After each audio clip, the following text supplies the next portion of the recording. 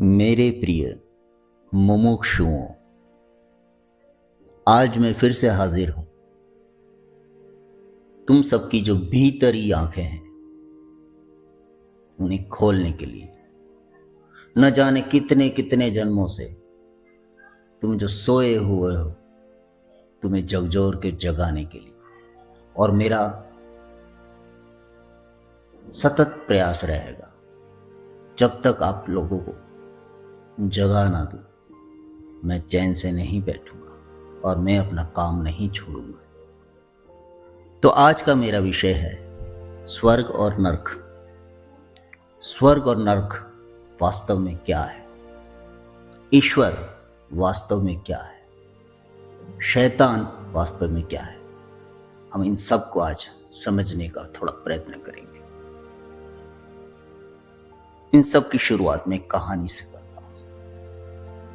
पुराने समय की बात है। एक बहुत ही शक्तिशाली योद्धा एक संत के पास आता है और उनसे एक सवाल करता है कि क्या सचमुच स्वर्ग और नर्क जैसी कोई चीज है।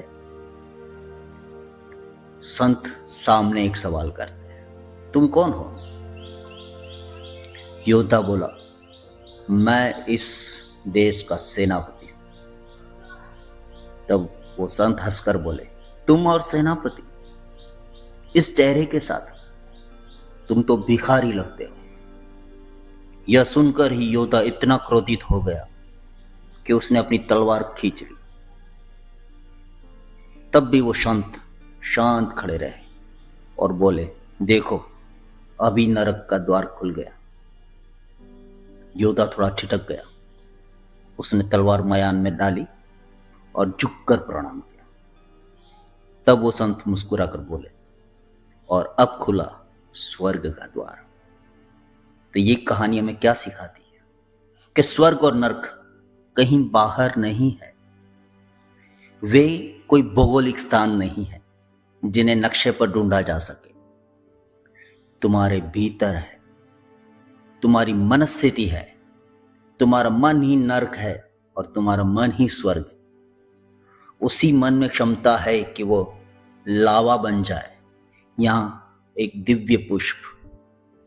लेकिन मनुष्य हमेशा बाहर खोजता है, क्योंकि भीतर की यात्रा थोड़ी कठिन है, इसलिए वो बाहर भागता है।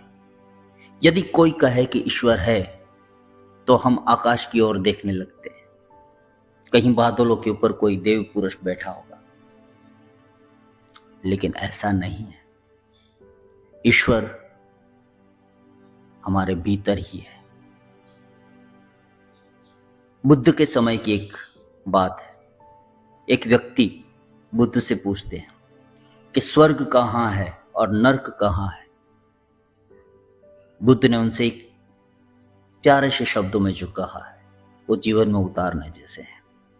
बुद्ध उनसे कहते हैं, गुस्सा करो। वह व्यक्ति हक्का बक्का रह गया। बुद्ध ने कहा, जब तुम गुस्सा करते हो तब जो आग तुम्हारे भीतर उठती है वही नरक है, और जब तुम प्रेम करते हो, करुणा बरसाते हो, तो जो तुम्हारे अंदर भाव प्रकट होता है वही स्वर्ग है।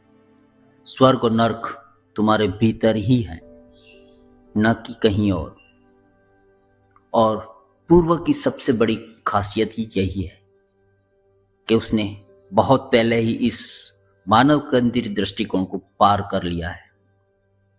यहां कहा गया है कि तुम ईश्वर से मिल नहीं सकते, तुम ईश्वर बन सकते हो। अहम ब्रह्मास्मि ऐसे ही नहीं कहा गया।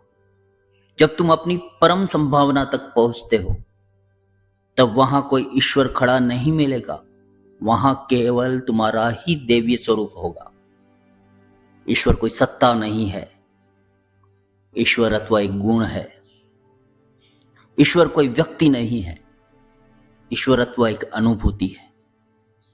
तुम जब भी भीतर उतरते हो तो ईश्वर वह प्रकट होता है, तो ईश्वरत्व प्रकट होता है। इसको समझाने के लिए एक छोटी सी कहानी आपको सुनाता हूं। एक साधु नदी के किनारे बैठे थे। एक व्यक्ति आकर उनसे पूछता है, महाराज, क्या सचमुच मृत्यु के बाद नरक है? साधु ने चुपचाप मिट्टी से एक छोटा सा दिया बनाया, उसमें घी डालकर जलाया और बोला, देखो, यह ज्योति तुम्हारे भीतर भी है। जब तुम अज्ञान, क्रोध और लोभ से इसे ढकते हो, तब अंधेरा ही अंधेरा है और वही नरक है।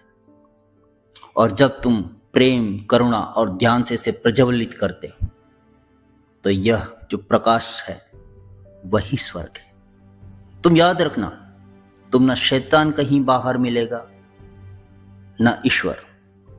यदि तुम क्रोध, ईर्ष्या, हिंसा से भर जाओ, तो तुम स्वयं ही शैतान हो जाते हो।